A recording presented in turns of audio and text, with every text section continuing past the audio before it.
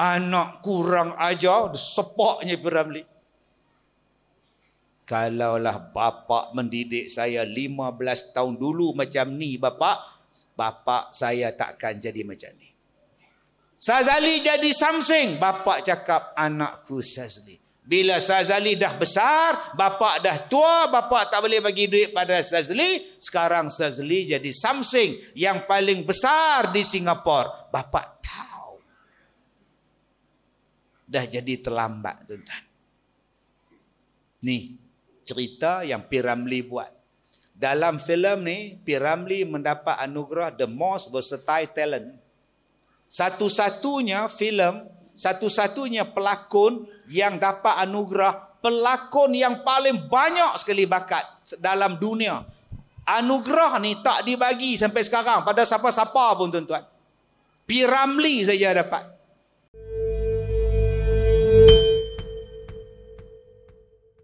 Assalamualaikum warahmatullahi wabarakatuh. Di dalam satu hadis riwayat Imam Muslim daripada Abi Hurairah radhiyallahu anhu, seorang sahabat Nabi sallallahu alaihi wasallam yang menjadi governor di zaman Abu Bakar, di zaman Umar Al-Khattab radhiyallahu anhu. Dan Sayyidina Abi Hurairah ini, tuan-tuan, disiasat oleh Umar Al-Khattab kerana memakai sehelai jubah yang diperbuat daripada sutra, daripada cotton. Diperbuat daripada kain cotton. Qahtan dalam bahasa kita ni cotton. Jadi daripada mana dapat duit beli kain cotton? Bayangkan, tuan-tuan, Sayyidina Umar jadi khalifah, Abi Hurairah jadi governor. Dan bila Abu Hurairah pakai baju daripada kain cotton, Sayyidina Umar siasat. Duit dari mana? Bila disiasat, gaji berapa, tolak berapa, anak isteri apa semua makan, rupa-rupanya duit yang dia beli baju itu didapati daripada hasil menjual kayu api di pasar. Governor jual kayu api berniaga cari duit. Tu pun kena siasat. Sebab itu bila Sayyidina Umar meninggal dunia, dilantik Uthman menjadi khalifah ketiga, nak disambung jawatan Abi Hurairah, Abi Hurairah tolak jawatan tu. Tak nak lah. Dia kata, aku disoal oleh Umar akan sehelaikan cotton pun, aku takut. Bayangkan nanti aku disoal oleh Allah di hari kiamat dengan jawatan yang ku pegang. Amanah yang ku pegang. Ni nama dia Abi Hurairah. Dia bukan macam kita berebut jawatan sampai ke mati. Sampai ke mati berebut jawatan. Ya Abu Hurairah ni tak mau. Jadi dia buat apa, Ustaz? Dia di antara sahabat Nabi yang panjang umur dia. Dan dia menghabiskan hidup dia dengan mengajar orang. Mengajar orang. Dia sahabat Nabi. Orang yang hafaz hadis banyak. Bila dia mengajar, orang datang ramai nak dengar bacaan hadis. Sebab dia adalah di antara sahabat yang paling banyak menghafaz hadis. Satu hari bila dia mengajar hadis, dia jadi sebab. Tengah duk mengajar tu jadi sebab, jadi menangis. Yang anak murid ni semua diam. Tabi'in apa semua ni diam. Takut pasal apa. Kemudian dia bila dah reda balik, dia start nak mengajar balik, menangis balik. Menangis ni sungguh-sungguh macam orang takut. Bila dah reda tangisan dia, mengajar balik. Bila start nak mula ya, menangis balik. Jadi orang tanya pada dia, kenapa ia menangis teruk sangat ni? Sampai nak jadi pengsan ni pasal apa? Dia kata, aku mendengar Nabi SAW sebut. Masa tu Nabi cakap tak ada siapa. Aku dengar Nabi cakap apa pada aku? Yang pertama, yang akan disoal di hari kiamat, Salah satunya ialah orang yang membaca Al-Quran. Pembaca Al-Quran. Jadi Allah tanya, apa yang kamu buat ketika hidup di dunia?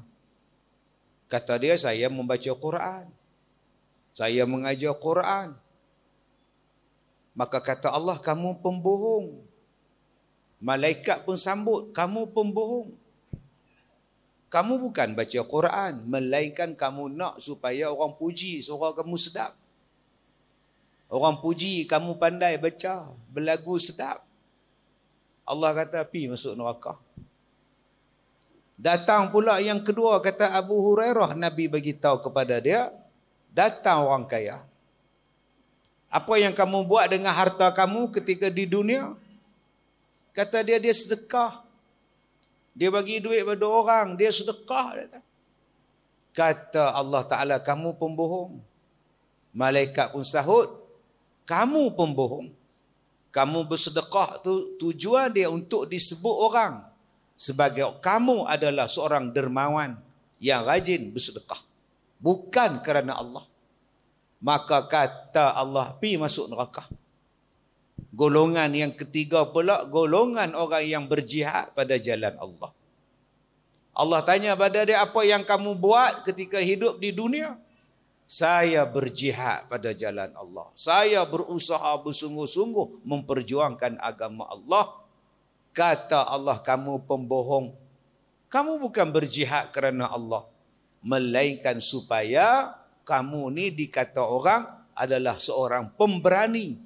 Seorang yang berani, seorang yang tak takut apa-apa. Nak dipuji kerana riak, kerana ujub, kerana sum'ah.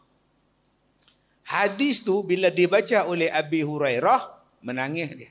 Hampir pengsan dia. Dia takut, dia jadi kat dia. Dia pembaca Quran, dia bersedekah pada orang, dia berdakwah, berjihad pada orang. Dia takut. Allah Ta'ala ni soal dia tak lepas jawab kerana adanya riak, adanya perkataan ujub, perasaan ujub.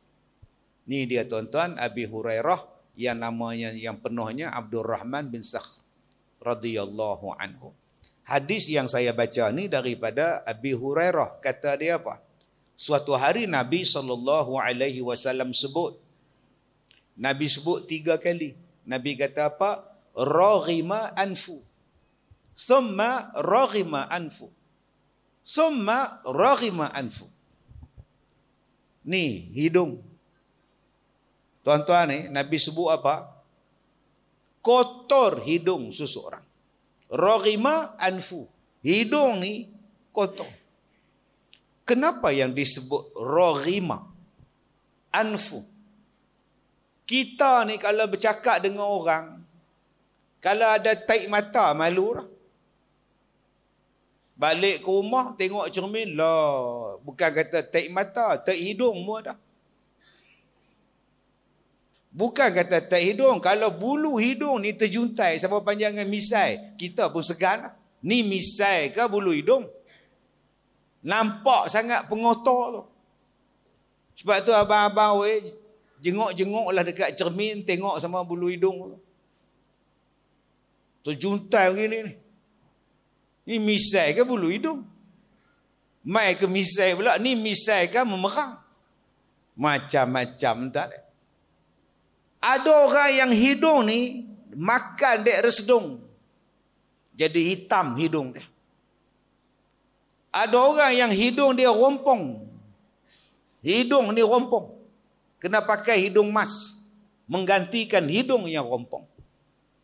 Ada orang yang segan bila hidung dia tu mai jadi kembang semangkuk.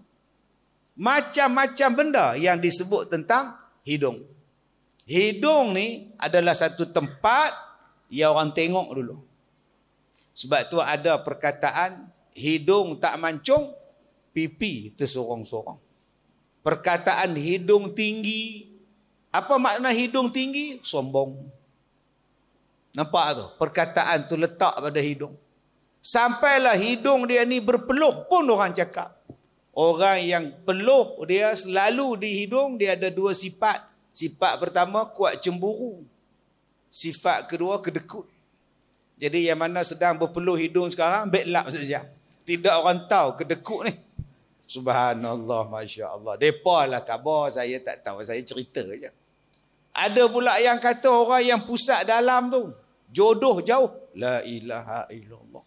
Tu dia pusat besar 5 kupang, dalam pula tu. Ini kompom jodoh pada Afrika ni tuan-tuan. Itu orang tua-tua cakap. Baik. Jadi Nabi sebut, raghima anfu. Kotorlah hidung kamu. Summa raghima anfu. Kemudian lagi sekali Nabi sebut, kotorlah hidung kamu. Lagi sekali Nabi sebut, kotorlah hidung kamu. Menunjukkan hinanya hidung tadi ni. Mendatangkan satu malu, mendatangkan satu benda tak elok, mendatangkan satu aib. Benda yang berkaitan dengan hidung ni. Sebab tu tuan-tuan, kita ni depan orang, jangan duk korek hidung. Nah, saya duk ceramah ni macam-macam orang saya jumpa. Kalau di Padang tu tak apa, jauh. Ni kena masjid macam ini tuan-tuan. Allah. Ada orang yang tengah duk dengar ceramah, baca kitab, duk korek hidung. Dah lah belah kanan. Ni. Habis jari ni masuk dalam. Sambil duk dengar ceramah. Sagi habis ceramah, dia bersalam lah Tuan Haji. Aduh, parah ni parah ni. Saya pun tenang tuan-tuan. Sebab apa saya tenang? Sebab selepas saya bersalam dengan dia, saya bersalam dengan orang lain pula. Apa yang penting kerja sama tuan. Pakat pasinglah seorang sikit merasa. Maka Nabi kata apa? Kenapa Nabi sebut kotorlah hidung dia? Kotorlah hidung dia. Kenapa orang ni? Kerana Nabi sebut siapa-siapa man adraka abawahi indal kibari ahadahuma au kilahuma. Siapa-siapa yang jumpa mak bapak dia. Man adraka abawahi. Siapa-siapa yang jumpa mak bapak dia. Waktu dia jumpa tu, waktu dia hidup tu, waktu dia ada tu, waktu tu mak bapak dia indal kibar, mak bapak dia tua. Sama ada mak bapak dia berdua ataupun seorang, salah satunya dah jumpa hidup dengan dia, mak bapak dia tua. Tetapi kata Nabi, falam yudkhilil jannah, anak tadi tak dapat masuk syurga. Sebab apa? Sebab tidak berbakti kepada dua mak bapak dia yang dah tua. Tuan-tuan yang saya muliakan, kita ni, kalau kita tengok apa benda pun dalam dunia ni tuan-tuan, semua ada pengajaran. Tuan-tuan tengok jari telunjuk, tuan-tuan tengok jari tengah, ada pengajaran dia. Nabi pernah ambil jari telunjuk, Nabi pernah letak jari tengah, Nabi tak macam tu. Nabi kata, siapa yang jaga anak yatim, siapa yang jaga orang miskin, siapa yang jaga janda, di hari kiamat, aku dengan dia macam ni. Aku dengan dia macam ni dalam syurga. Orang yang jaga anak yatim, orang yang jaga fakir, orang yang jaga janda, ni. Macam ni kata Nabi. Tuan-tuan cubalah tengok apa benda yang dalam dunia ni yang tak ada yang Nabi sebut, yang Quran sebut. Semua ada untuk jadi pengajaran. Ustaz, kipas Nabi tak sebut apa? Tu kipas. Ada tak ada pula. Cuba buka kipas tu. Tuan-tuan buka saja kipas, kita yang di bawah ni terasa angin dia. Nabi ni tuan-tuan, bila datang bulan Sya'ban, bila datang bulan Ramadan, Nabi Muhammad bersedekah lagi laju daripada angin yang bertiup. Kalau tuan-tuan kata angin yang duk kipas kat som di atas tu, terasa kat som di bawah tu, buka tu, terasa. Nak sampai terasa tu pun seminit dua baru terasa. Nabi Muhammad datang bulan Sya'ban, datang bulan Ramadan, Nabi Muhammad bersedekah lagi laju daripada angin. Maknanya Nabi Muhammad sangat suka bersedekah. Tuan-tuan nampak ni, mimbar ni. Apa cerita tentang mimbar ni? Kita nampak 3 anak tangga ni. Nabi Muhammad satu hari nak baca khutbah, naik di atas tangga ni, anak tangga ni, Nabi berhenti. Kemudian Nabi sebut amin. Naik lagi tangga, Nabi berhenti, Nabi hangguk, Nabi kata amin. Naik lagi tangga hak di atas, Nabi berhenti, Nabi hangguk, Nabi kata amin. Habis semayang, Nabi tanya dekat sahabat, kamu tahu tak sebab apa aku berhenti, aku hangguk, aku kata amin. Aku naik tangga kedua, aku hangguk, aku kata amin. Sebab apa? Kata sahabat, kami tak tahu ya Rasulullah, hanya Allah dan Rasulnya sajalah yang tahu, kami tak tahu. Tadi waktu aku nak naik tangga tadi, malaikat datang bagi tahu kat aku. Malaikat kata siapa-siapa yang datang bulan Ramadan, masuk dalam bulan Ramadan, keluar daripada bulan Ramadan dalam keadaan Allah tak ampunkan dosa dia, orang tu adalah orang celaka. Masuk bulan Ramadan, habis bulan Ramadan, dosa tak dihapus. Dengan puasa tidak, baca Quran tidak, ibadat tidak, apa pun tidak. Masuk penuh dosa, keluar pun penuh dosa. Orang ni orang paling rugi sekali. Nombor dua, kata Nabi, datang malaikat beritahu apa pada aku? Siapa-siapa yang ada mak bapak tetapi tidak berbakti pada mak bapak dia dan tak dapat syurga daripada mak bapak dia, maka orang ni adalah orang yang rugi, orang celaka. Ni Nabi sebut dalam hadis sahih yang saya baca ni. Siapa yang ada mak bapak, bila mak dia tua atau bapak dia tua, ataupun salah seorang tinggal pun tua juga, tetapi anak-anak tadi tidak berbuat baik kepada mereka, maka anak ini tidak akan masuk ke dalam syurga. Tuan-tuan yang saya muliakan, sebab itu Allah Ta'ala berpesan kepada kita di dalam surah Al-Isra ayat yang ke-23. Wa qada, Allah pesan kepada kita, Allah memberikan satu keputusan, Allah memberikan kepada kita satu jawapan, supaya kita ini janganlah sembah melainkan hanyalah kepada Allah.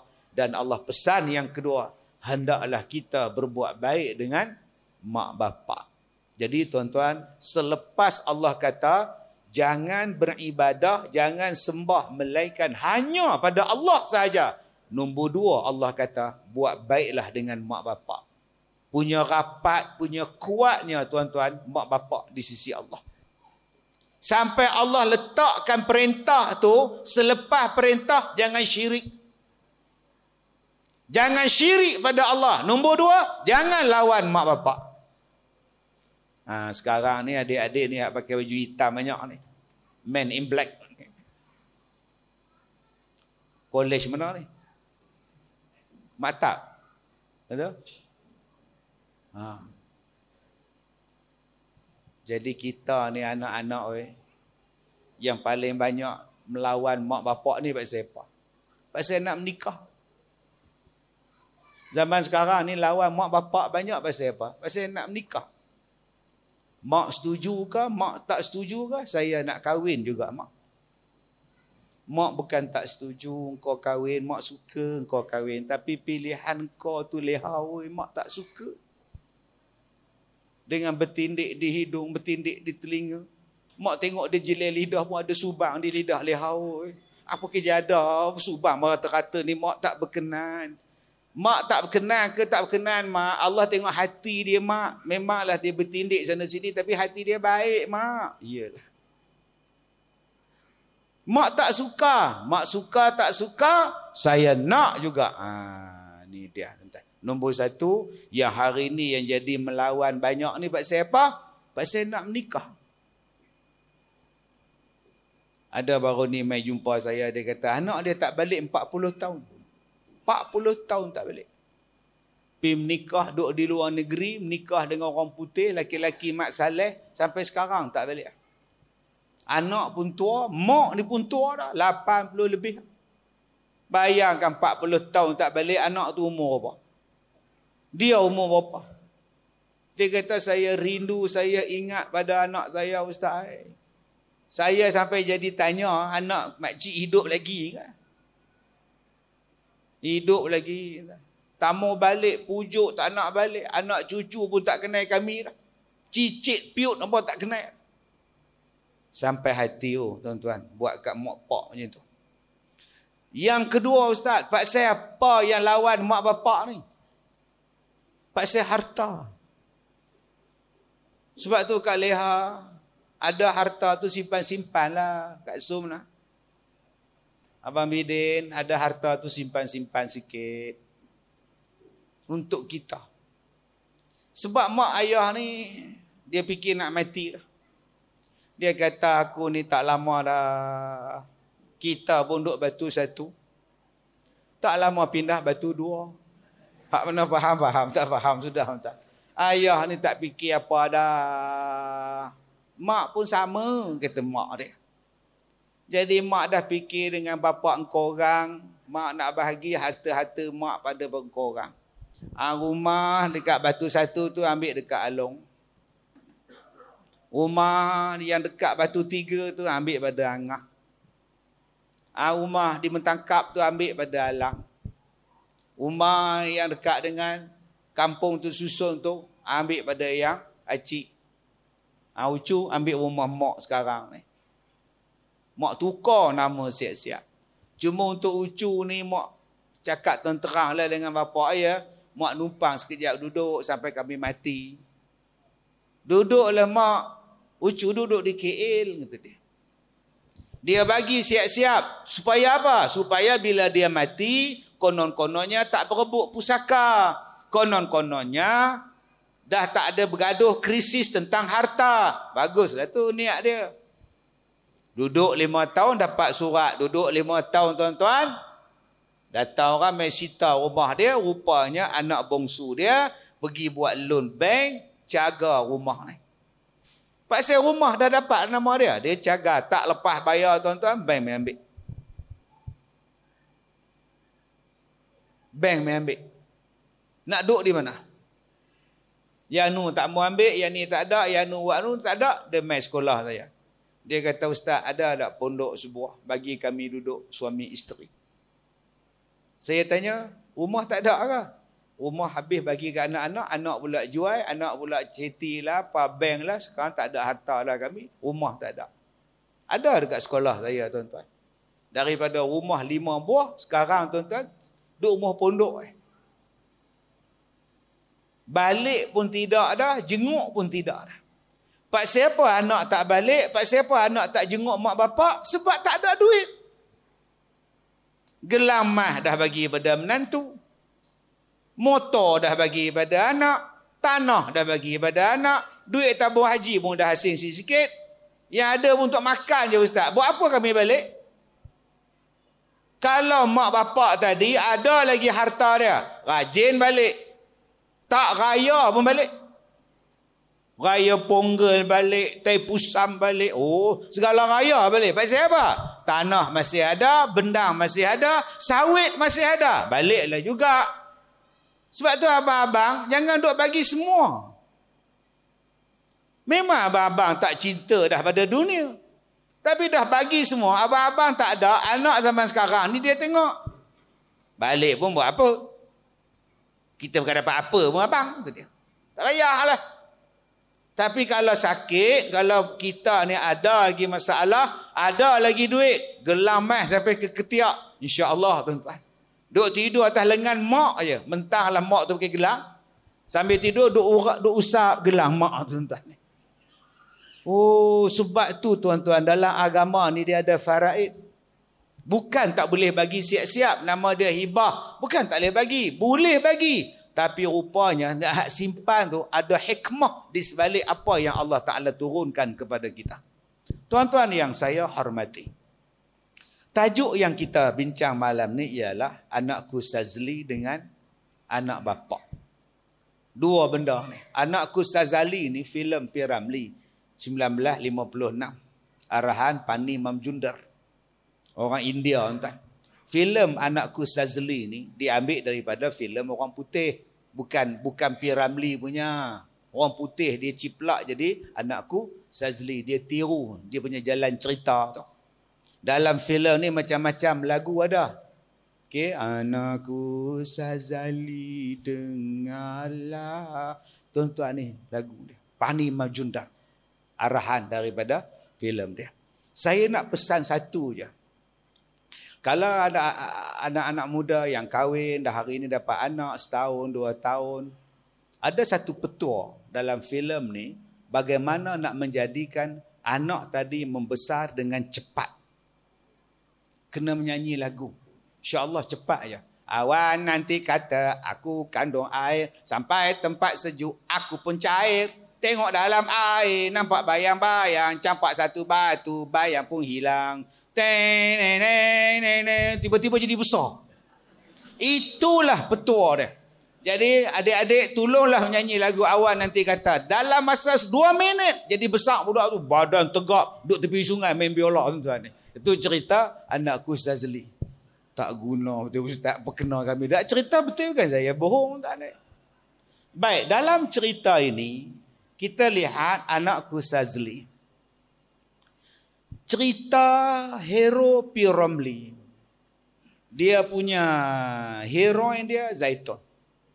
Zaitun masih hidup, umur dia 86 sekarang.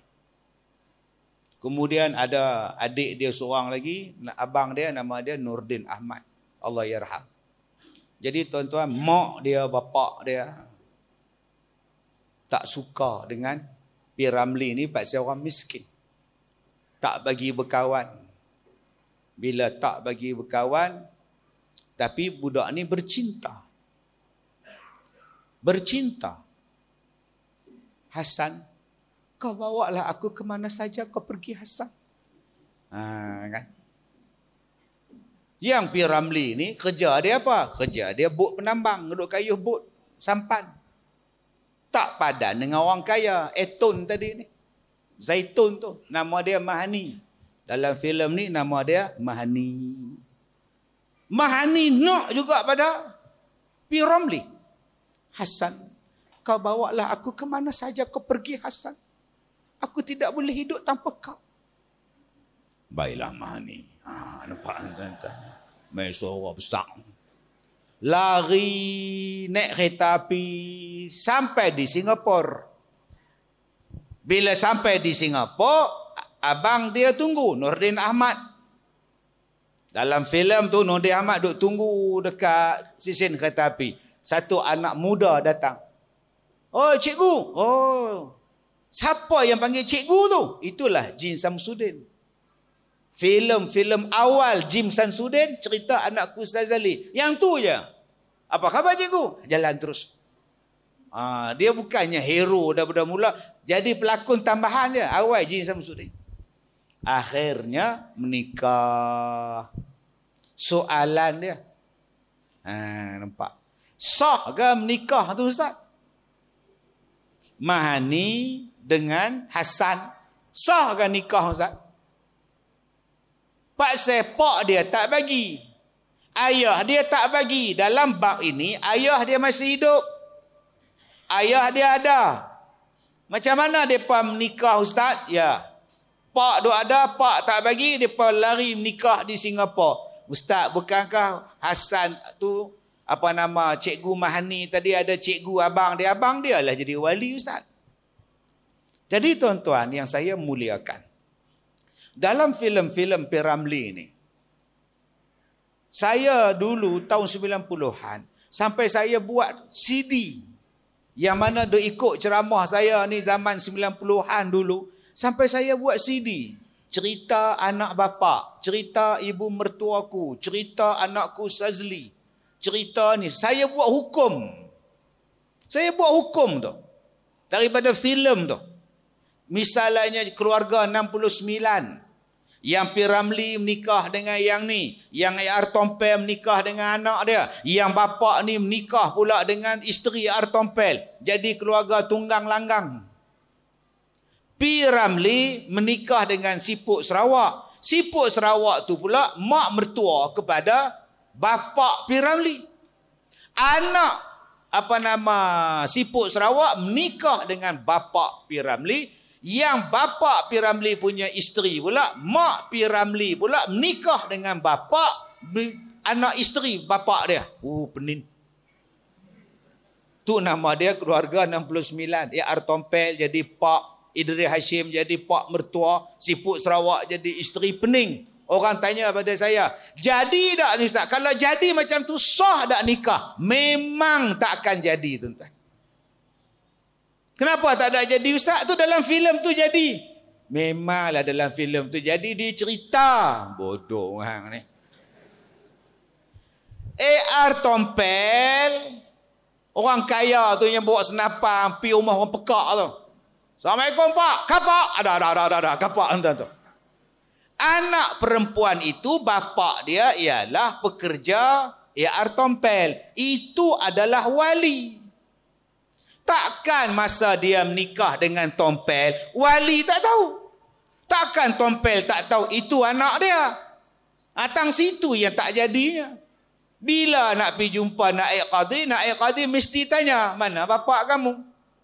Mana wali kamu? Mana anak kamu? Kamu ni nak nikah dengan siapa? Yang pekak tu bukan wali. Hak pekak tu.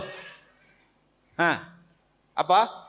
Dia ikut Ahmad Nawab. Apa pula Ahmad Nawab ni? Nampak ni? Isteri saya dah jadi pelayan.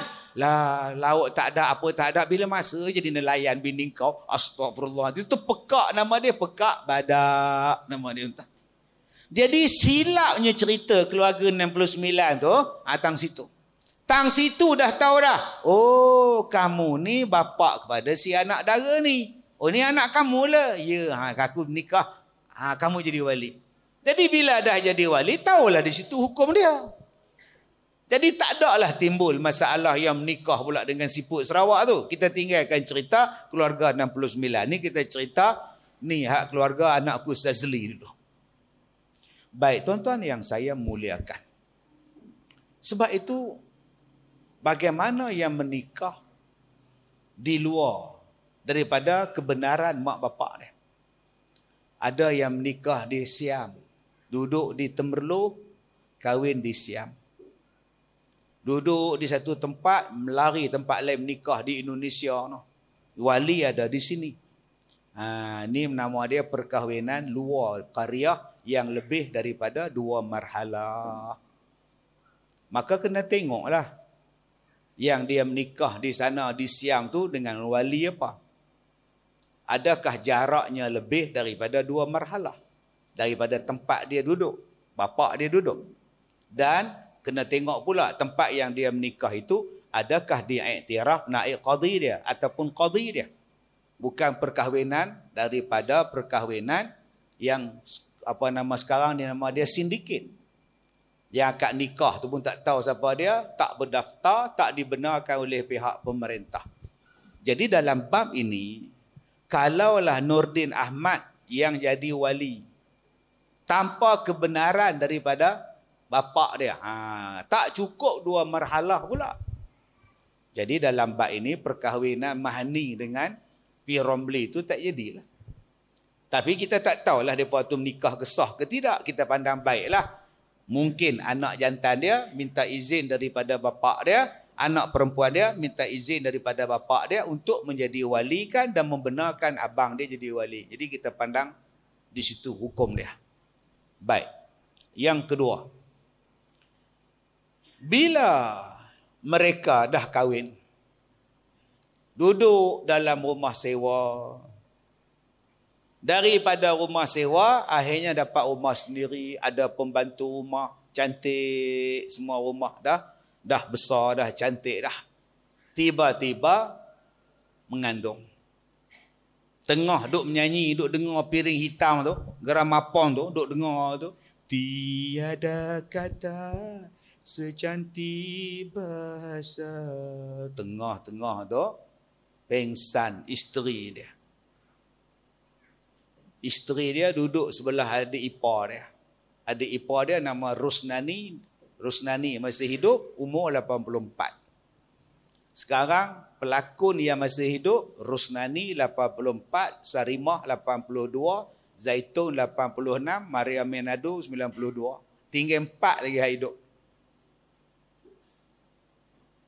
Hak lain-lain tu muda sikit lah. Yang hak laki-laki pula, Kemah Hasan seorang situ, HM Rohaizat seorang tu, duk dengar pakai kepiah sengit, duk dengar lagu tu. HM Rohaizat ni tuan-tuan dalam filem tu. Kalau tuan-tuan tengok mereka duk dengar lagu ni, HM Rohaizat ni lah yang tulis filem tentang P. Ramlee. P. Ramlee ambil skrip dia, buat filem. P. Ramlee ambil skrip dia, buat filem. Nama dia H.M. Rohaizat. P. Ramlee ambil skrip daripada Qadarisman, H.M. Rohaizat, Ahmad Nispu, Omar Rojek. Dijadikan filem. Nampak? Mereka ni cerdik. Tapi H.M. Rohaizat ni mati muda. Awal mati dia. H.M. Rohaizat ni suami pada Mariani, kakak Salomah. Ustaz semua hafal no? Tak hafal apa? Al-Hafiz apa tak hafal pula? Baik. Bila dah mengandung, isteri dia mengandung, duk benjait. Hasan, maukah kau berjanji kepada aku, Hasan? Berjanji apa, Mahani? Kalaulah aku mati, Hasan, janganlah ada orang lain di sisi anak kita, ya Hasan. Mahani, kenapa kau cakap demikian? Dengarlah dulu cakap aku, Hasan. Aku tidak suka orang lain berada di antara kau dengan anak kita. Wah, dia pesan kepada Hasan, jangan menikah lain kalau dia mati. Tu wasiat. Adakah wasiat itu perlu diikut? Ni dengar elok-elok ni. Bukan semua jenis wasiat kena ikut. Pertama, wasiat yang menyusahkan orang hidup. Kalau ayah mati, jangan tanam di Temerloh. Itu tanam di mana, Pak? Mekah. Astaghfirullahalazim. Apa kejadah pula? Jangan ikut. Menyusahkan orang je. Saya pernah jumpa satu wasiat. Dia kata kalau ayah mati, 3 hari jangan tanam. Biar je di rumah. Ini pun parah ni tuan-tuan. Ni wasiat yang menyusahkan orang. Habis tu Ustaz, wasiat yang macam mana yang boleh buat? Dia boleh buat macam ni. Wasiat yang bukan wasiat harta ni. Ni wasiat biasa. Kalau ayah mati, mintalah imam masjid kita mandikan. Boleh. Imam, ayah saya pesan kat saya masa sakit, kalau dia meninggal, dia minta imam tolong. Boleh, insyaAllah. Macam tu wasiat macam tu tak apa. Dia tak boleh wasiat tu melibatkan orang lain, harta orang lain. Imam, ayah saya masa nazak tu dia ada cakap, jumpa imam, kalau ayah mati, jumpa imam, minta motor dia. Wakafkan motor dia, kita buat mihrab. Apa pula motor anak pula? Anak nak jadi imam macam mana, Syekh? Yang ni tak wajib diwasiatkan. Bahalul punya wasiat ni tuan-tuan ni. Menyusahkan orang ni. Ataupun wasiat melibatkan orang lain. Dia lepas mati bapak dia pergi jumpa anak dara tu. Minah, ayah saya wasiat pada saya supaya saya kahwin dengan awak. Apa saya pula? Tak tahulah, ni wasiat ayah lah. Kalau kau tak tunaikan, malam kau dia cekik tau. Cekik. Yang ni tak wajib. Ada ke wasiat macam itu? Tetapi kalau dia wasiat, Aiman, ini duit ayah 7,000. Ya. Kau ambil duit ni, kau bagi pada bendahari masjid, buat korban. Ayah rasa ayah tak sempat korban tahun ini. Ambil ya wasiat ni. Baik ayah, maka kena tunaikan. Jangan pula duk tengok 7,000 bagi ada korban. Aduh. Bagi satu bahagian udahlah, 500 kata dia. 6,500 dia sapu. Tak mahu tuan-tuan. Ustaz, kalau dia wasiat, Aiman, kalau ayah mati, ambil duit kamu, buat korban untuk ayah ya. Ayah tak tinggal duit ke? Aku mana ada duit? Gitu dia. Duit kamu lah. Tak payah buat, Man. Man tak ada duit, tak payah buat. Ayah pun tak tinggal duit, tak payah buat. Pasal apa? Pasal dia tak meninggalkan wang. Okey, itu wasiat yang lain. Kalau wasiat harta, kalau bapak mati, seluruh harta bapak ni bapak wasiatkan bagi pada anak yatim. Tak boleh. Abang dah lebih 1/3 abang, tak boleh bang. Ni anak-anak waris abang ni bang. Aku tak sayang pada anak-anak aku. Ni anak tak guna punya anak.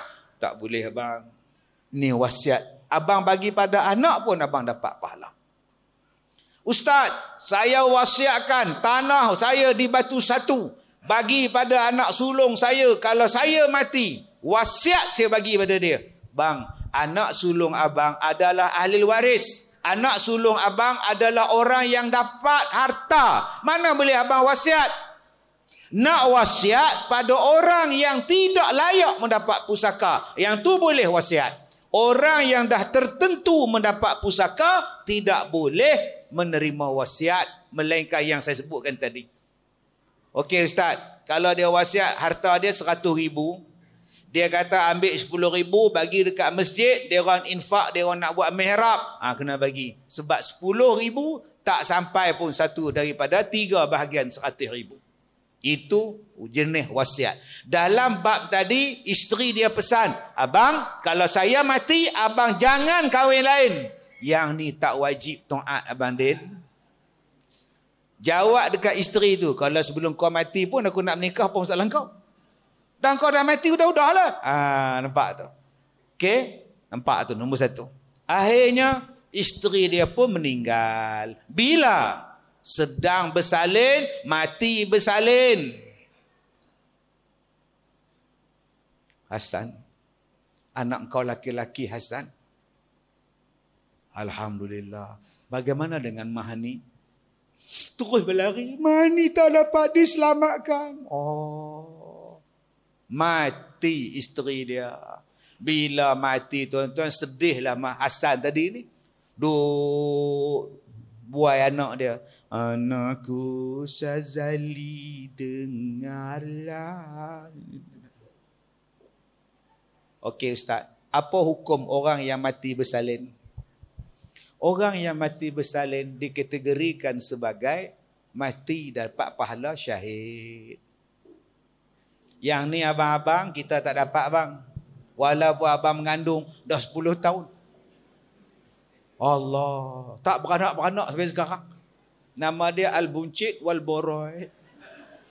Tak dapat bang. Yang dapat mati kerana bersalin tu akak-akak kita di belakang. Akak-akak kita di atas tu. Kalau mati bersalin, syahid. Pahala syahid. Ustaz, dia mati, dia mati bukan waktu bersalin. 2 hari lepas dia bersalin tu, dia meninggal. Soalan dia mati kerana bersalin ke tidak? Memanglah dia bersalin, tapi 2 hari lepas itu. Yalah sebab apa dia sakit 2 hari tu? Sebab dia sakit bersalin lah, sebab ada pendarahan, dia pendarah tinggi, kencing manis semua ada. Jadi bila dia bersalin tu memang risiko lah. Jadi 2 hari lepas dia bersalin tu dia mati. Adakah dia syahid Ustaz? Ya. Tapi Ustaz, dia bukan mati waktu bersalin tu Ustaz. Dia mati 2 hari. Ya. Ustaz faham tak? Bukan waktu bersalin Ustaz. Yang tak faham abang.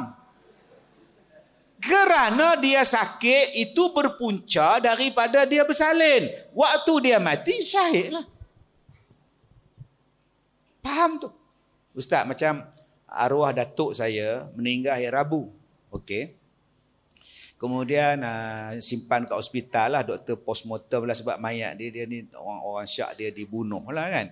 Mati dibunuh lah, dari buat postmortem siasat apa semua. Jadi meninggal hari Rabu, balik ke rumah malam Jumaat, Khamis malam Jumaat balik, jadi ke bumi tu hari Jumaat lah.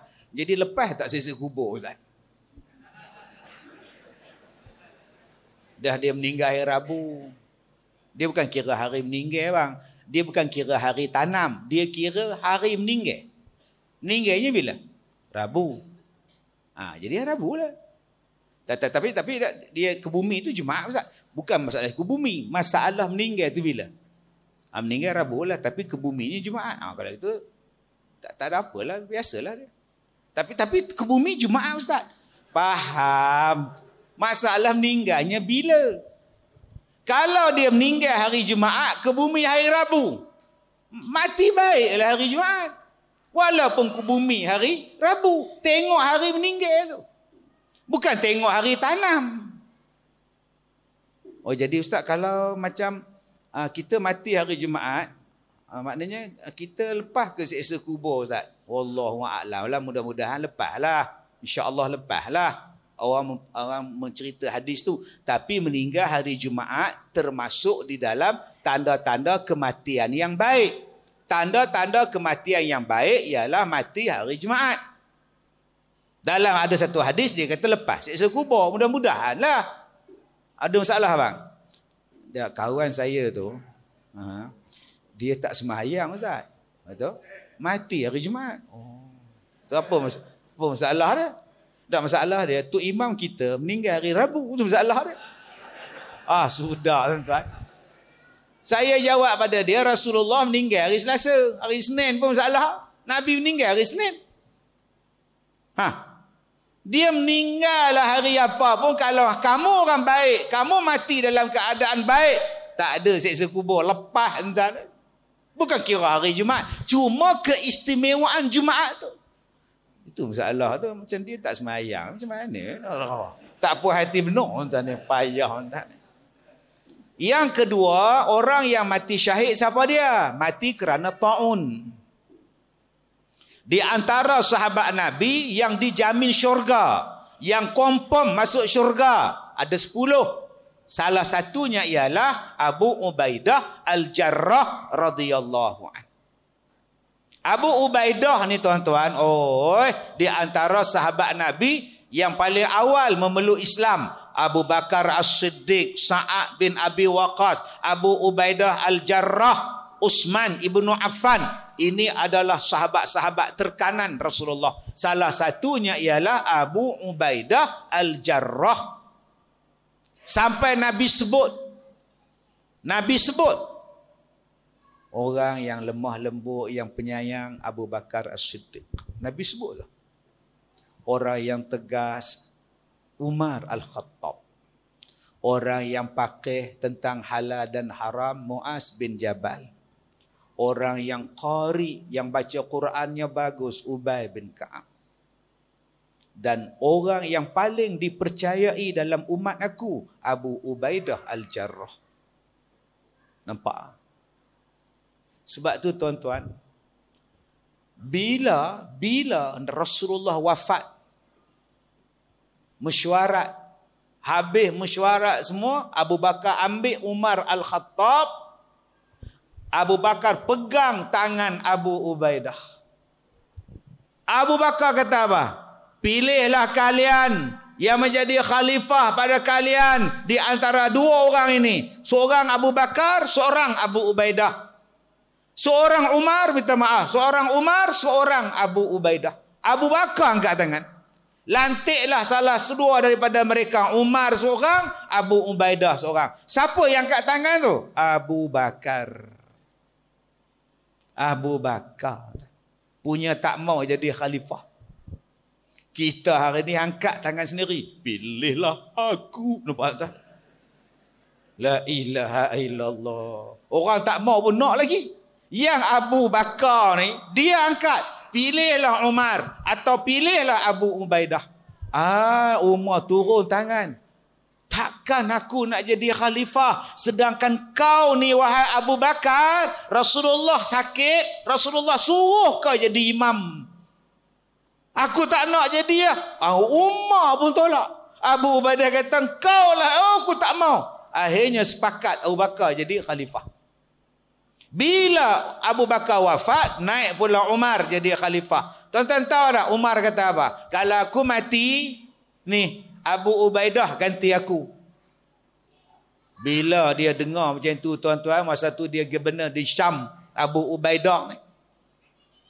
Dia dengar nama dia dipetik nak jadi khalifah, dia doa, ya Allah, kalaulah aku jadi khalifah ni, kalaulah nama aku naik ni, ya Allah, aku rela mati pun tak apalah, aku tak mau jadi khalifah, aku mati pun tak apalah. Sampai tahap macam tu, tak nak jadi khalifah. 6 bulan lepas tu mati tuan-tuan. Dia kena apa? Dia kena penyakit taun. Mula-mula kaki dia luka, lepas tu tangan dia luka. Dia cerita pada orang, aku pun dah kena taun. Jadi ingat kata dia, taun ini balak pada orang jahat, tetapi rahmat pada orang beriman. Mudah-mudahan rahmat pada kita semua. Kita dah kena taun di sini, kita jangan keluar ke mana-mana. Orang luar jangan masuk dalam tempat kita. biarlah kita hadapi penyakit ini. Akhirnya Abu Ubaidah mati dengan penyakit ni. Dia dapat pahala syahid, orang yang kena wabak ta'un. Yang ketiga, orang yang dapat pahala syahid siapa dia? Orang yang mati kerana sakit perut. Yang keempat, orang yang mati kerana lemas. Yang kelima, orang yang mati kerana terbakar. Maka 5 kategori ini, tuan-tuan, matinya dikira mendapat pahala syahid. Ada yang tambah lagi, orang yang mati dalam menuntut ilmu. Jadi tuan-tuan yang saya muliakan, isteri P. Ramlee tadi, Mahani tadi, dikategorikan apa? Mati syahid dalam filem tu lah. Okey ustaz, boleh tak suami dia kahwin lain? Awak tak boleh pula. Itu kenapa dia filem tu dia tak kahwin lain? Manalah saya tahu. Akhirnya dia pun membesar. Dia besarkan anak dia, Sazali, dengan penuh kasih sayang. Dia sibuk cipta muzik, dia sibuk cipta lagu. Anak dia kawan dengan orang-orang jahat. Kepala dia berahim pendek.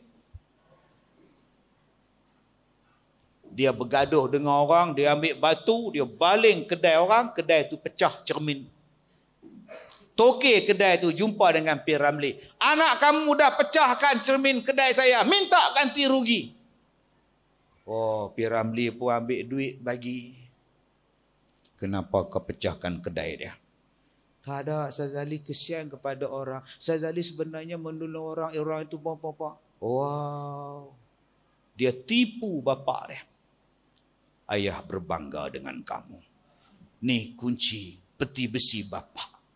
Kalau ada orang susah, kau tolonglah wahai Sazali.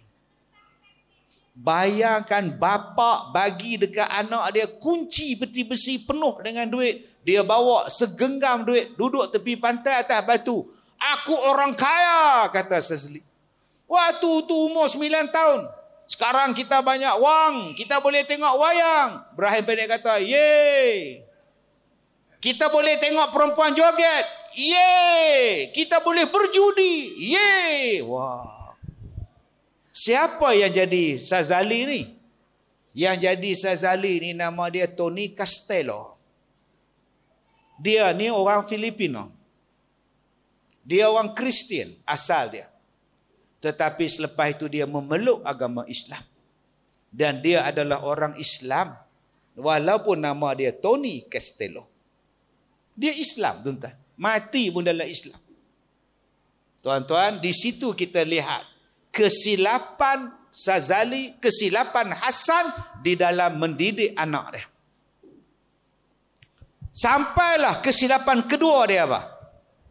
Bila abang ipar dia mai ke rumah, bawa anak gadis dia. Anak gadis ni bawa anak patung. Sazali ambil anak patung budak tu, Sazali sorok. Budak perempuan tadi jumpa dengan P. Ramlee. Pakcik nampak tak patung mainan saya? Pakcik tak nampak nak. Mari kita cari. Cari, tak jumpa. Tengok, Sazali sorok. Ni pakcik dah jumpa. Ye, Rokiah, pakcik dah jumpa Rokiah. Dia pun tanya pada Sazali, kenapa kau sorok mainan si Rokiah? Kerana Sazali sayangkan pada Rokiah. Sazali sukakan pada mainannya. Sebab tu Sazali suka. Sazali soroklah ayah. Bukan Sazali nak buat apa-apa pun. Rokiah kan sepupu Sazali. Ayah marah tak? Ayah tak marah Sazali. Sampai berbohong dengan dia pun bapa dia tak marah. Kesilapan nombor 2. Kesilapan nombor 3, cikgu besar mari ke rumah dia, bagi tahu anak kamu ni nakal di sekolah. Cikgu besar panggil Sazali ni, panggil Hasan mai. Anak kamu ni nakal di sekolah. Cuba tuan-tuan tengok. P. Ramlee tak ambil langsung tindakan pada anak laki-laki dia. Malah anak laki dia semakin buah, hidup dengan penuh keseronokan pasal duit banyak. Sampailah sepupu dia tadi, Ruqyah tadi, dah jadi anak dara. Sazali dah jadi besar, rambut dah panjang, misai tak ada. Dia tengok hari jadi dia, Ruqyah mari menyanyi. Ruqyah menyanyi, dia duk main piano, duk tengok Ruqyah menyanyi ni. Dengan cinta ku bina istana. Akhirnya dia bawa Ruqyah mandi tepi pantai, naik bot, dia rogol Ruqyah. Bila dia rogol Ruqyah, Ruqyah repot dekat P. Ramlee. Ruqyah bunuh diri. Ni cerita tau. P. Ramlee pun tanya pada anak dia Sazali. Sazali pun anak dia juga, P. Ramlee juga. Pak pun P. Ramlee, anak pun P. Ramlee. Dua peranan P. Ramlee. P. Ramlee balik pakai kot warna putih. Ayah belum tidur. Ayah menunggu kau, Sazali. Apa yang telah kau lakukan pada anak Pak Long kau? Sazali tak lakukan apa-apa. Cakap apa yang telah kau buat pada Ruqyah. Bukankah Ruqyah itu anak Pak Long kau? Ya, saya telah merogolnya, Bapak. Teng, teng, teng. Ni dia entak. Anak kurang ajar, sepaknya P. Ramlee. Kalaulah bapak mendidik saya 15 tahun dulu macam ni, bapak saya takkan jadi macam ni. Tapi waktu dulu apa yang Sazali cakap, semua bapak cakap, anakku Sazali. Sazali menipu bapak, bapak berkata anakku Sazali. Sazali jadi samsing, bapak cakap anakku Sazali. Bila Sazali dah besar, bapak dah tua, bapak tak boleh bagi duit pada Sazali. Sekarang Sazali jadi samsing yang paling besar di Singapura. Bapak tahu. Dah jadi terlambat, tuan-tuan. Ni cerita yang P. Ramlee buat. Dalam filem ni, P. Ramlee mendapat anugerah The Most Versatile Talent. Satu-satunya filem, satu-satunya pelakon yang dapat anugerah pelakon yang paling banyak sekali bakat dalam dunia. Anugerah ni tak dibagi sampai sekarang pada siapa-siapa pun, tuan-tuan. P. Ramlee saja dapat. Dia boleh mengarah, dia boleh berlakon, dia jadi dua batak, dia jadi penyanyi, macam-macam dia boleh buat. The Most Versatile Talent dapat kat dia. Tuan-tuan yang saya hormati, di sinilah peranan kita sebagai bapa. P. Ramlee, Pani Mamjundar, dia buat filem ni, dia nak bagi tahu kepada kita. Pertama, di dalam nak mendidik anak, kalau kita seorang, boleh. Tapi berapa ramai yang tak berapa nak boleh. Saya banyak jumpa mak yang tak nak kahwin lepas suami mati. Bila saya tanya kenapa tak kahwin, saya tak sanggup ustaz, nanti ada suami, saya berbelah bahagi kasih antara anak kandung saya dengan suami baru saya. Biarlah saya jadi mak, biarlah saya jadi bapa, saya tak nak laki-laki lain. Bila anak umur macam dia orang, 18, 20, tak ada siapa yang dia nak hormat dalam rumah. Tak ada siapa yang dia nak takut dalam rumah dia, sebab mak saja ada. Dia nak keluar malam, tak payah minta izin. Dia nak balik ke, dia tak balik ke, mak tak tanya. Kalau mak tanya pun dia buat diam je. Sebab apa? Sebab dia tahu mak dia tak ada suami. Sebab dia tahu dia tak ada bapa tiri. Sebab tu akak-akak, kalau akak-akak tak kuat nak didik anak-anak seorang, pergi kahwin. Saya jumpa banyak dah. Saya tanya dulu, kak, kenapa kak tak kahwin? Kak ingat kak boleh bela dia seorang, ustaz. Apa tak boleh, ustaz? Sekarang umur kak berapa? 50 lah, ustaz. Tak ada siapa dah nak dah. Ada Tok Wan, 76 tu ada. Sebab tu kita tak mampu.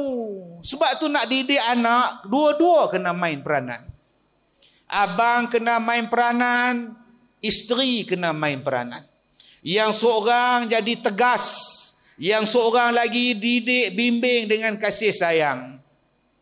Bapa kalau dah terlalu kasih, jadi macam Sazali tadi. Garang langsung tak ada, penyayang semua, cakap semua. Bapa kena tipu hidup-hidup anak ni tuan-tuan, sampai habis harta bapa. Jadi abang-abang yang mana seorang-seorang sekarang ni didik anak setahun, 4 tahun, 5 tahun, 10 tahun, dia perlukan kepada seorang mak, carilah. Benda ni berlaku pada siapa? Jabir bin Abdullah. 2 orang tuan-tuan. Satu lagi Abdul Rahman bin Auf. Abdul Rahman bin Auf ialah sahabat Nabi yang paling kaya.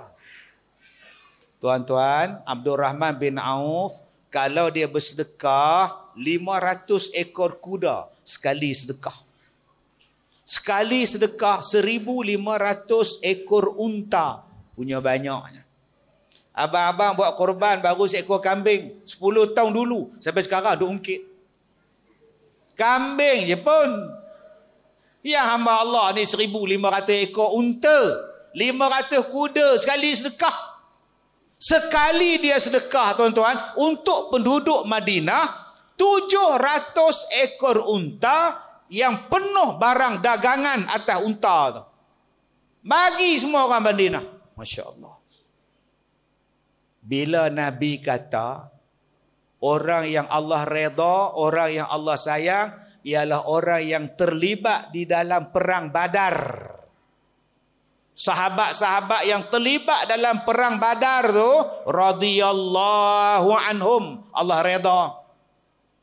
Sebab tu kita ada selawat Badar tu. Salatullah salamullah ala toha rasulillah. Itu selawat Badriyah. Waktu Abdul Rahman hidup, sahabat Nabi yang pernah berperang Badar tinggal 100 orang lebih. Dari 313 tinggal 100 orang lebih. Bila Nabi kata orang yang terbaik ialah orang yang Badar, dia ambil duit, dia bagi. 1,000 dinar dia bagi. Dapat dekat Uthman. Uthman pun orang kaya. Dia perang Badar juga. Tiba-tiba dia dapat duit daripada Abdul Rahman bin Auf. Ni duit apa kau bagi ni? Sebab aku suka pada ahli Badar, aku sedekah. Uthman yang kaya tu dia ambil. Dia kata apa? Sesungguhnya harta Abdul Rahman adalah selamat dan barakah. Dia jujur, dia tak menipu, dia orang baik, dia bagi harta pada aku ambil. Aku ambil pasal apa? Ada barakah pada dia. Sebab tu tuan-tuan, kalau di masjid kita ni orang baik, dia jemput kita pergi makan kenduri di rumah dia. Pergi tuan-tuan. Tu imam jemput. Jemputlah datang ya, selepas Isyak malam ni saya buat kenduri sikit. Pergi tuan-tuan, kalau boleh jilat habis. Begini, oi kamu ni nampak benar buluh kan. Ini rumah tu imam, dia tak akan ambil rasuah. Takkan dia tikam nombor ekor. Ini betul-betul halal ni, berkat tu dia. Tu nampak tuan-tuan tu. Orang baik jemput, balun pergi saja. Cuma dipesan pada kita, kalau pergi rumah orang miskin, makanlah sampai habis supaya orang miskin tadi seronok. Seronok habis dia orang makan. Kalau pergi rumah orang kaya, tinggallah sikit supaya jaga maruah. Ni orang kaya kita licin pula. Wah, nampak kebulur dia orang tu. Semua kebulur, jangan. Tinggal sikit. Nampak tu pesan tu. Jadi tuan-tuan, Abdul Rahman bin Auf ni tuan-tuan, kalau tuan-tuan tengok dia, macam mana hidup dia.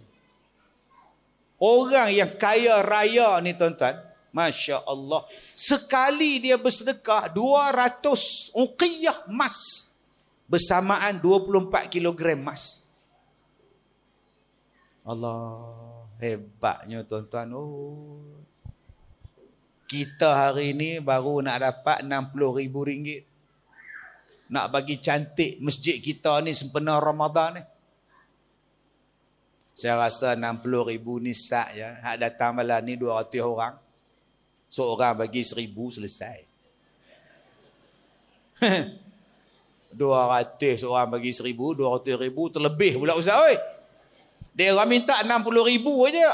Kalau 60,000, 200 bagi seorang 100 selesai masalah. Tak cukup pula ustaz. Allah tuan-tuan oi. Cuba tengok Abdul Rahman bin Auf. Dia ni tuan-tuan, Allah bagi dia kaya. Tapi dia ada penyakit. Penyakit apa? Badan dia gatal. Dia datang jumpa Rasulullah. Dia kata, kalau saya pakai baju ni ya Rasulullah, badan saya sakit, gatal. Boleh tak saya pakai pakaian sutra? Nabi kata, kamu sakit, kamu pakai sutra.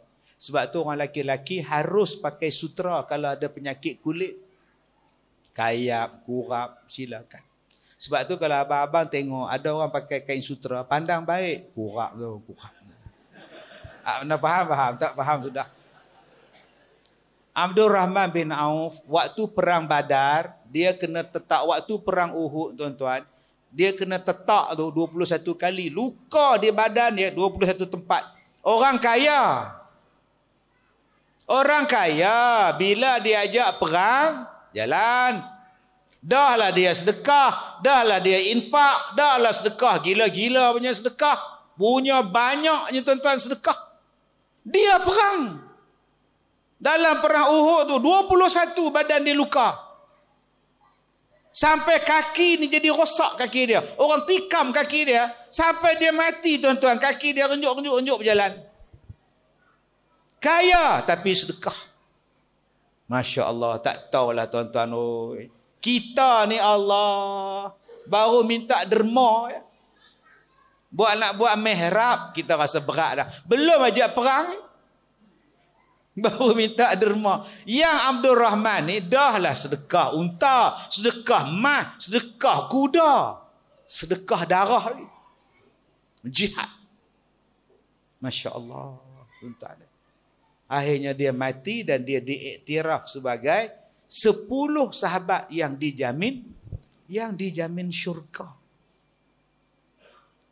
Satu hari dia sampai di Madinah. Dia orang kaya. Bila dia nak pindah ke Madinah, harta dia dirampas oleh orang kafir Quraisy. Seluruh harta. Nur Rahman, mana?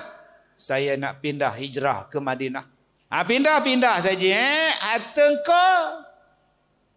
kau kaya di Mekah, kau senang di Mekah, kau nak pindah. Banyak cantik kau, itu saya tambah.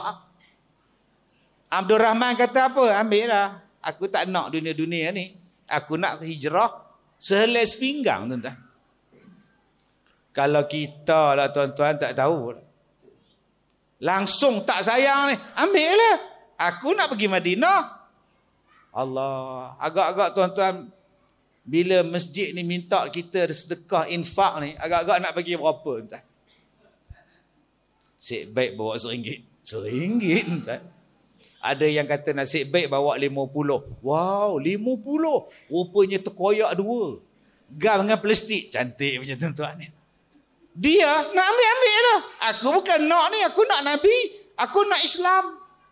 Bila sampai di Madinah, Nabi dudukkan dia di rumah Sa'ad bin Rabi'. Sa'ad bin Rabi' orang Madinah paling kaya. Disaudarakan dengan Abdul Rahman. Apa kata Sa'ad?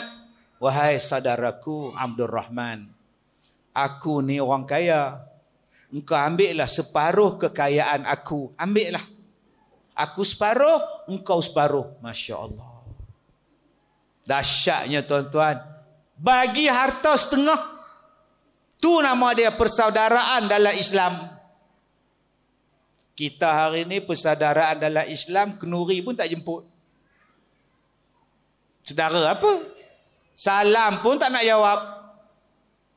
Duduk punya lama dah, daripada pukul 7 sampai sekarang pukul 9, 10. Tak salam lagi. Tengok pun tidak. Menjeling je. Datang juga biawak ni. Dia panggil biawak je orang sebelah. Mereka bersaudara, engkau ambil setengah, aku ambil setengah. Abdul Rahman, Aku ada 2-3 isteri. Engkau tengok yang mana kau suka. Aku ceraikan, habis edah kau kahwin. Sampai isteri pun nak sedekah. La ilaha illallah. Cuba tengok Abdul Rahman. Dia ambil tak kesempatan? Tak. Aku tak nak harta kau. Aku tak nak isteri kau. Cuma aku pinjam sikit duit dan kau tunjukkan pada aku mana dia pasar. Aku nak berniaga. Aku nak berniaga. Dia langsung tak ambil kesempatan. Dia tak ambil kesempatan. Dan perniagaan pertama Abdul Rahman ialah meniaga mentega dan keju. Dalam tempoh tak berapa lama, dia ada duit, dia pulangkan balik. Dalam tempoh tak berapa lama, dia kahwin. Nabi jumpa dia. Nabi jumpa Abdul Rahman. Apa hai kamu ni baju kuning-kuning ni, man? Saya kahwin ya Rasulullah. Saya kahwin ya Rasulullah. Kahwinlah. Tapi buatlah kenuri. Walaupun dengan seekor kambing. Itu cerita Abdul Rahman kahwin. Ada kuning-kuning di badannya. Satu lagi sahabat Nabi. Kuning-kuning tu apa Ustaz? Kumkuma. Isteri dia pakai make up apa semua. Peluk dia nampak ni. Satu lagi sahabat Nabi siapa? Jabir bin Abdullah. Bapa dia, mak dia mati. Tinggalkan adik-beradik perempuan. Nabi jumpa dia. Lama tak nampak kamu Jabir. Kamu ke mana? Saya kahwin ya Rasulullah. Kamu kahwin dengan janda atau anak dara? Nabi tanya. Saya kahwin dengan janda ya Rasulullah. Kenapa tak kahwin dengan anak dara? Boleh kamu bermain-main? Boleh kamu bergurau-gurau? Nabi tanya pada Jabir. Abang-abang, akak-akak jangan ambil hadis ni sekerat. Nampak Nabi tak suka kahwin dengan janda. Jangan sabar. Jabir jawab, saya kahwin dengan janda ya Rasulullah sebab saya ada adik-adik perempuan. Saya tak pandai nak jaga anak. Saya tak pandai nak jaga adik perempuan. Mak saya mati. Bapa saya mati. Saya tak tahu. Saya perlukan satu perempuan yang pernah jaga anak. Yang pernah jaga budak. Mudah-mudahan bila saya kahwin dengan dia, dia boleh didik adik-adik saya. Sebab itulah saya kahwin dengan janda. Apa Nabi sebut? Barakallahu lakumah. Tu yang datang tu. Cuma Nabi tak buat lagu lah. Jadi akak-akak, kalau anak laki-laki kita nak kahwin dengan janda, tanyalah. Kenapa kau nak kahwin dengan janda, Sin? Kerja menangis je kat Zoom ni. Mak, kalau saya nak kahwin dengan anak dara, boleh mak. Tapi saya kahwin dengan dia sebab dia janda, mak. Sebab dulu arwah mak dia sakit macam mak. Jadi dia ada pengalaman dah jaga orang sakit. Dan dia pun setuju kahwin dengan saya sebab nak jaga mak. Kalaulah saya kahwin dengan anak dara mak, saya rasa dia tak jaga mak. Dia main TikTok je mak. Jadi akak-akak janganlah marah. Tanya elok-elok. Ini tidak datang jumpa saya, Ustaz tolonglah Ustaz. Anak saya nak kahwin. Oh baguslah. Bagus kata Ustaz. Perempuan pilihan sebaya saya Ustaz. Satu sekolah. Oh parah ni. Anak akak umur berapa? 25. Akak umur berapa? 50. Satu sekolah. Takkan dia nak panggil saya mak? Geli kata dia. Itu nak buat apa? Ustaz tolonglah baca Yasin Ustaz. Tak apalah. 2 hari lepas tu datang pula anak muda. Saya nak kahwin dengan perempuan. Oh bagus. Perempuan ni Ustaz janda lah. Oh tak apa, janda pun okey. Jadi dia sebaya dengan mak saya. Oh, betul? Mak macam mana? Mak tak setuju Ustaz sebab dia kata satu sekolah. Ini macam cerita hak semarin ni. Jadi apa masalah awak? Ustaz tolonglah baca Yasin Ustaz. Bagi mak saya setuju. Ini kalau saya baca Yasin dua-dua ni, meletup. Belaga Yasin ni. La ilaha illallah. Jadi tuan-tuan, kita nak mendidik anak seorang tak jadi. Kalau boleh, kita ada kekuatan daripada bapa. Kita ada keberanian daripada bapa. Ketegasan daripada seorang ayah. Pendidik daripada ayah. Yang nak nasihat, yang nak bercakap daripada ayah. Tetapi kasih sayang, kelembutan daripada mak. InsyaAllah jadi tuan-tuan. Kena ada dua-dua. Kena ada dua-dua. Tuan-tuan yang saya muliakan. Okey Ustaz, kalau tak ada Ustaz, dia jadi anak yatim. Macam mana cerita Ustaz? Anak yatim ini ialah orang yang kematian bapa, bukan yang kematian mak. Ini bapa cakap, Ustaz ni anak saya. Oh, mak dia mana? Mak dia dah meninggal Ustaz. Oh, ni anak yatim ni Ustaz. Hei, bukan anak yatim bang. Abang ada. Yang yatim, abang tu mati. Mak dia hidup. Itu baru yatim. Kalau dua-dua mati, nama dia yatim piatu. Kena tolong. Jadi anak yatim. Sebab tu dalam cerita P. Ramli, cerita labu-labi. Haji Bakhil. Kan datang. Datang Cikgu Murni minta derma. 10 kayu kain putih. Tuan Haji, di luar kedai ada orang minta derma. Minta kurang beli. Orangnya cantik Tuan Haji. Engkau ni Ahmad, kalau kambing dipakaikan gaun pun kau bilang cantik. Gitu dia.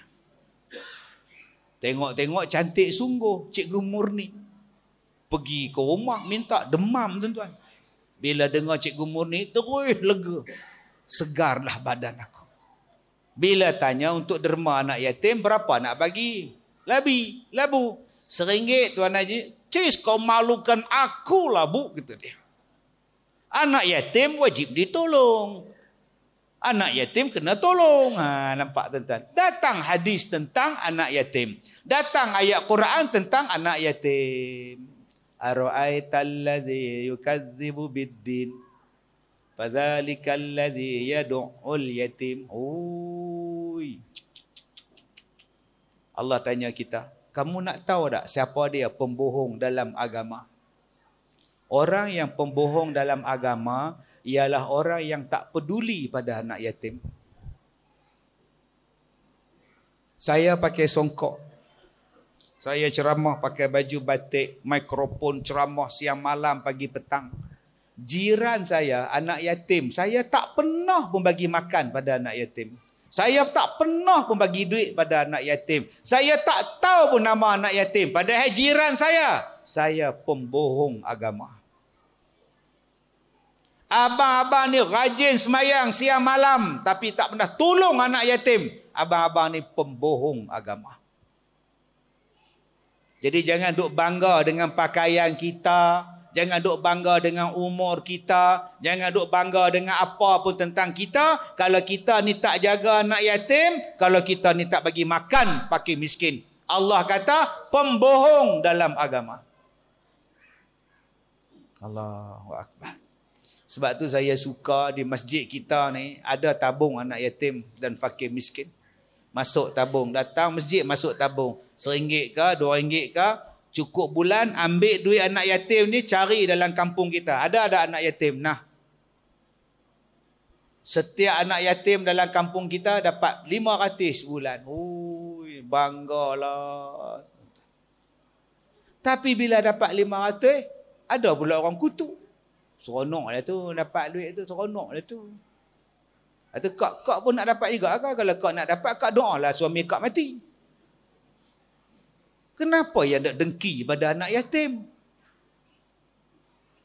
Dengki tak habis-habis tentang ni, masalah. Tuan-tuan yang saya muliakan. Cerita tentang anakku Sazli ni tuan-tuan. Apa pengajaran dia? Nombor 1. Bila kamu menikah tanpa redha mak bapak, cuba tengok apa jadi. Nabi sebut, redallah fil redal walid. Keredaan Allah akan datang bila mak bapak reda. P. Ramli menikah dengan isteri dia, mak bapak tak reda. Apa jadi? Hidup tak bahagia. Pengajaran pertama. Jadi adik-adik yang mana nak menikah ni, cakap elok-elok dengan mak ayah. Anak-anak dara yang datang malam ni, jumpa elok-elok mak bapak. Ini baru darjah 6.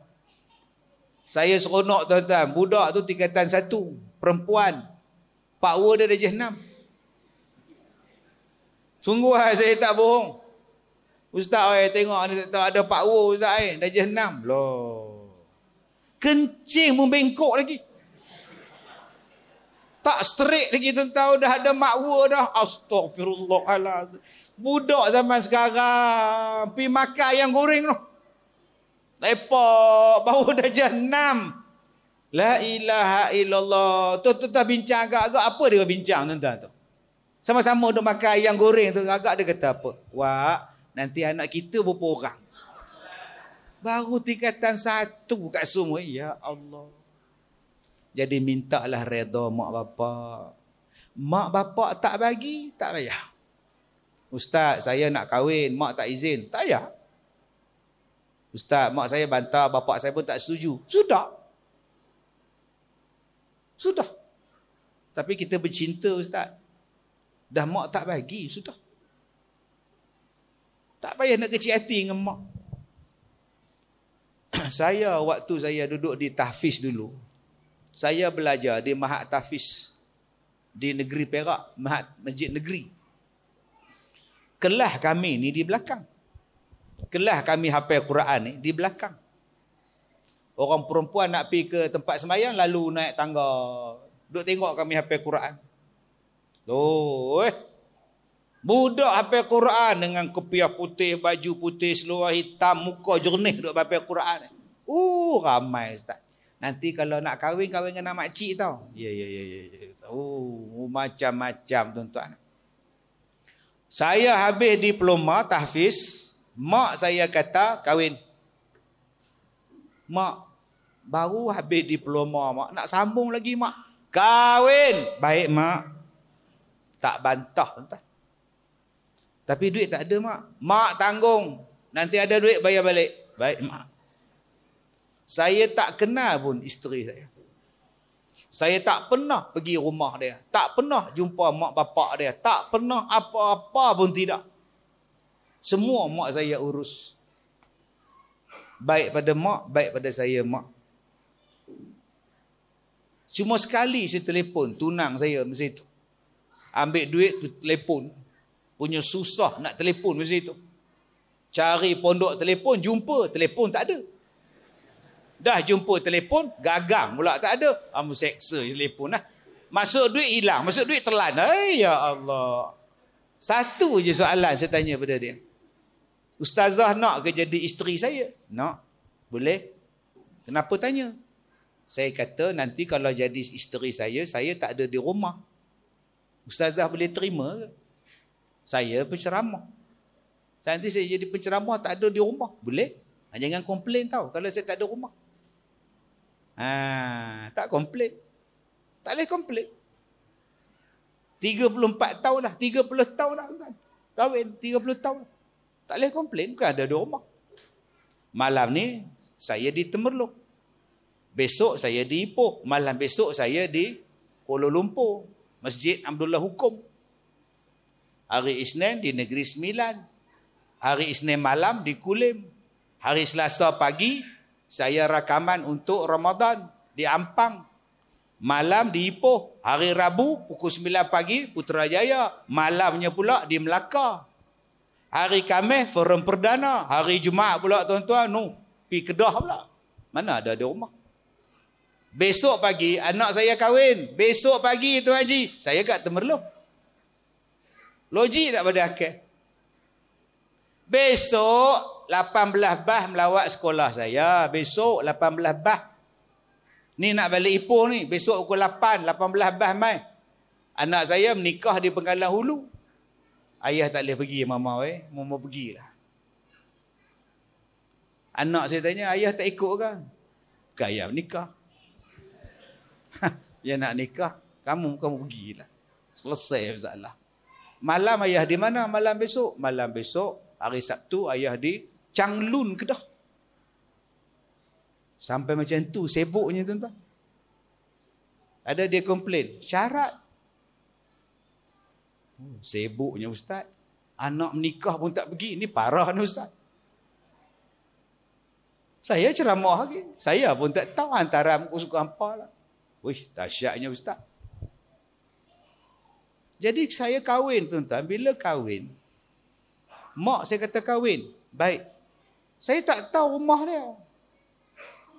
Bila masuk kampung, handphone tak ada zaman tu. Mak saya dah terlepas. Saya di belakang.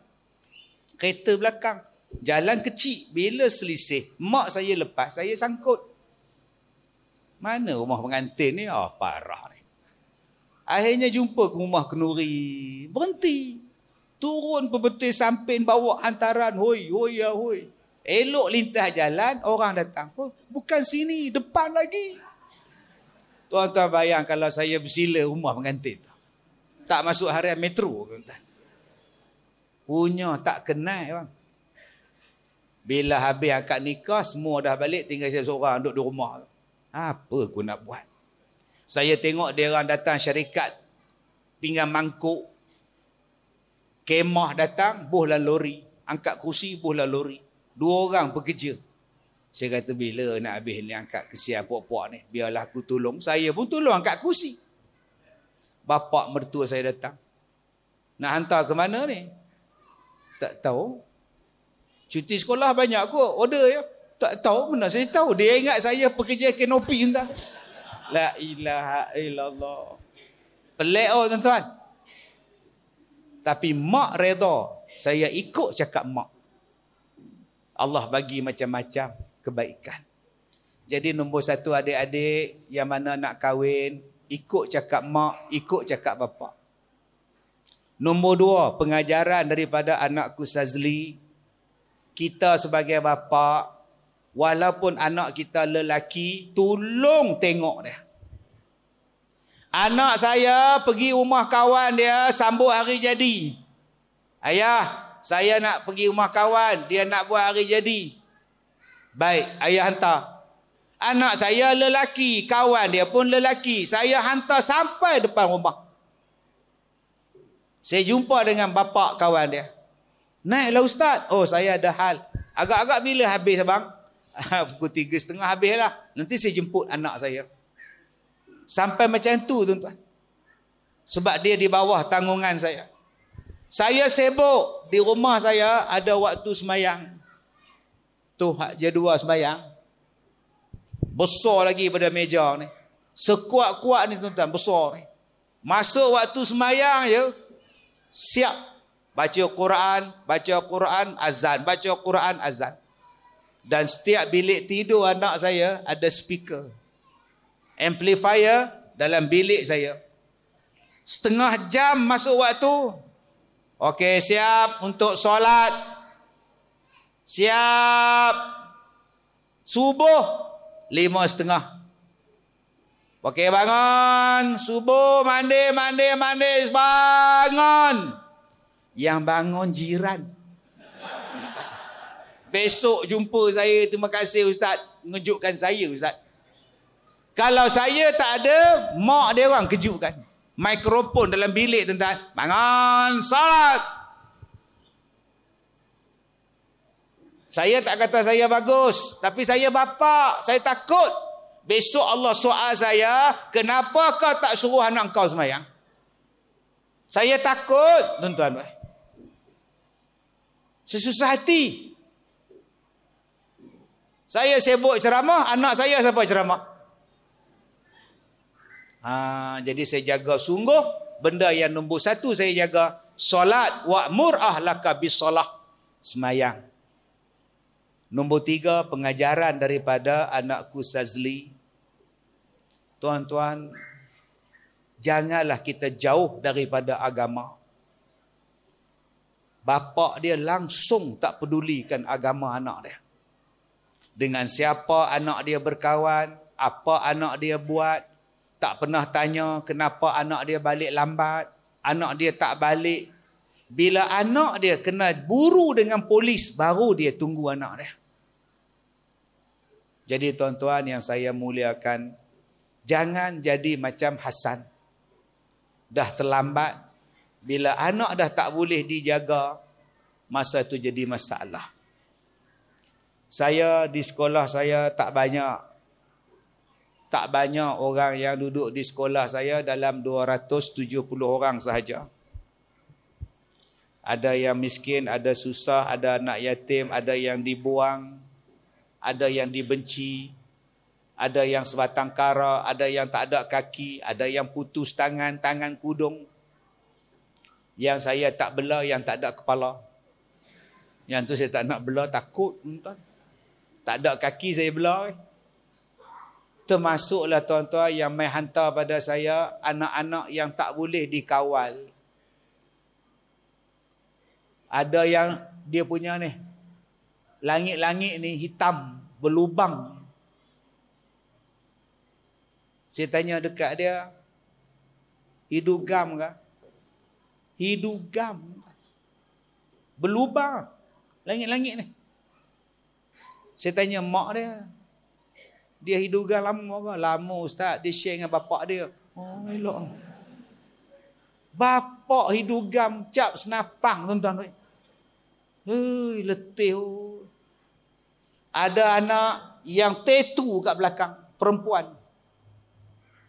Mak dia suruh saya tolong. Saya kata nak tolong apa?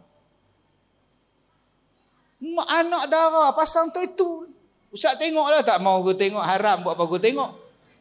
Tak ada faedah saya nak tengok. Tapi rugi kat tak tengok. Tolonglah ustaz oi. Haram. Lah ni saya bagi tempat untuk buang. Mudah-mudahan bolehlah buang. Kau carilah jodoh untuk dia bagi menikah elok-elok. Macam mana buka baju pergi bagi orang jantan duk lukis atas badan dia. Mak tak tahu, pak tak tahu, sibuk. Dan yang paling banyak yang hantar dekat saya tuan-tuan ialah dadah. Dadah. Saya takut nak ambil. Mak merayu, bapak merayu, tolonglah ustaz, kami tak boleh nak bela dah. Masuk serenti, masuk QNK lah apa semua, tak jadi ustaz, tolonglah. Atau masuk sini jadi ke? Jom abang-abang. Jangan sampai dadah mai ke anak kita. Salah satu tempat yang boleh mententeramkan jiwa, tenangkan hati anak-anak kita ialah masjid. Jom kita imarahkan masjid dan jadikan masjid ni mesra anak-anak muda. Janganlah bila tengok anak-anak muda ramai malam ni datang, semua pakai tengok tabung. Apa yang ramai budak-budak muda ni. Tok siap tengok tabung tu kan berjalan pula. Jangan cakap macam itu. Jom kita jadikan masjid kita ni mesra alam. Di luar sana bang. Di luar sana bang, macam-macam orang masalah bang. Dia tak boleh duduk di rumah, dia runsing, dia bergaduh, dia lari. Dia nak cari satu tempat yang boleh mententeramkan. Tempat itu ialah masjid. Dia pergi ke masjid, buka pintu pagar, bosor gelas ni mangga. Pandai ayam besar tu. Masuk dalam masjid, tak boleh masuk pula. Dia nak pergi mana tuan-tuan? Dia pergi kelab malam, tak pun tepi sungai dia terjun. Jom kita jadikan masjid kita tempat untuk menyelesaikan masalah. Ada je orang boleh bantu. Nak beras, ada beras. Nak duit, kita kasih. Ada masalah, kita kaunseling. Supaya anak-anak ni dekat dengan masjid, seronok dengan masjid. Saya tengok tu imam kita pun muda, alhamdulillah. Kalau boleh Ramadan nanti, tuan-tuan pilihlah imam Buddha, bila-bila anak-anak kita ni main in black. Lantik 8 orang jadi Bilal. Bagi semangat sikit. Akhirnya tuan-tuan, 3 saf yang anak muda ya. Sebab yang jadi Bilal orang muda. Satu sekolah datang. Pelajar tingkatan 5 jadi Bilal. Cikgu besar umum di sekolah pengetua. Malam besok pelajar kita ya tingkatan 5 dahlia akan jadi Bilal di Masjid Batu Satu ya. Datang ramai-ramai sembahyang tarawih ya. Cikgu besar dah tarawih sekali. Satu masjid penuh budak tingkatan 5 ya. Yang paling bangga makwa budak tu. Itulah boyfriend kita. Tu nampak tu. Oh bangga tuan-tuan. Jom tuan-tuan kita sayang anak kita, mereka bukan musuh kita. Mereka adalah harta kita. Dan kalau kita mati, mereka lah yang akan menyambung pahala untuk kita. Jadi mudah-mudahan dengan infak untuk pembinaan mihrab di masjid tuan-tuan ini, Salah satunya ialah mendapatkan keluarga yang bahagia pada kita. Jangan takut bersedekah, tuan-tuan. InsyaAllah, kalau tuan-tuan ada masalah, salah satu cara untuk Allah Ta'ala tolong menyelesaikan dia ialah dengan solat, dengan sabar, dengan sedekah. InsyaAllah, saya lancarkan infak dekorasi mihrab Masjid Ubudiah Batu Satu Temerloh Pahang. InsyaAllah dana yang diperlukan 60,000. Saya rasa malam ni insyaAllah kita boleh dapat 100,000 malam ni.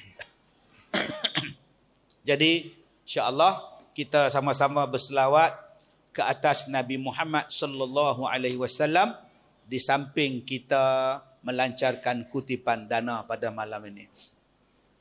Mari berselawat ke atas Nabi, berselawat ke atas Rasul.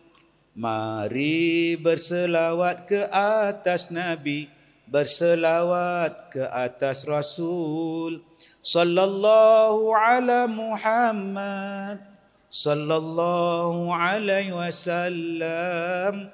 Sallallahu ala Muhammad, sallallahu alaihi wasallam. Engkau bagaikan matahari menerangi seluruh alam. Engkau bagaikan bulan purnama menerangi kegelapan malam. Engkau bagaikan bulan purnama menerangi kegelapan malam. Sallallahu ala Muhammad, sallallahu alaihi wasallam. Sallallahu ala Muhammad, ya Rasulullah.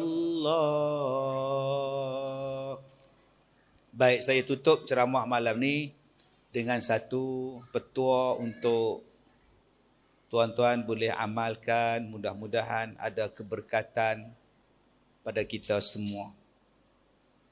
Baik, ada satu petua yang saya nak kongsikan kepada tuan-tuan pada malam ini insya-Allah. Satu ayat di dalam Al-Quran, surah Hud ayat 56. Ayat ini saya selalu baca setiap kali lepas solat. Ayat dia pendek je. Inni tawakkaltu 'ala Allah rabbi wa rabbikum ma min dabbatin illa huwa akhidhum binasiyatiha inna rabbi 'ala siratim mustaqim. Baik.